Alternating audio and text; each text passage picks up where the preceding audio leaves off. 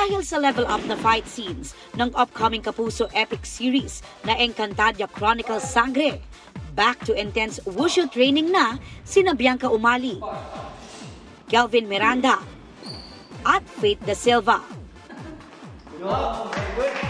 Bilang paghahanda sa series, iba't ibang trainings na ang nasimulan nila last year para sa mga gagawing fight scenes.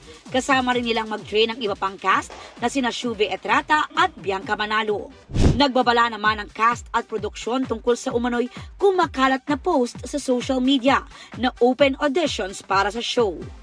Sa kanilang opisyal na pahayag, kinukundina ng GMA Entertainment Group ang mga nasa likod ng mga kumakalat na fake audition para sa Encantadia Chronicles Sangre. Hindi otorisadong ginagamit ng mga umano'y scammer ang pangalan ng GMA Network para makapangalap ng pera o mga larawan. Ipinapaalam sa publiko na walang naggaganap na audition para sa serye.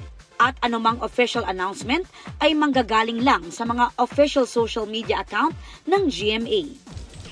Pinasaya naman ng BTS member na si RM ang Army matapos magbigay ng update sa kanilang military enlistment noong Disyembre. Sa isang IG snap, ibinahagi ng BTS leader ang mga larawan nila ni V na nakasuot ng Army uniform habang nakasalute. Nilagyan ng caption ni RM ang larawan na loyalty. Ayon sa mga report, natapos ng dalawang miyembro ang basic military training at binigyan ng award para sa excellent na performance. Para sa GMA Integrated News, Aubrey Carampel ang inyong saksi.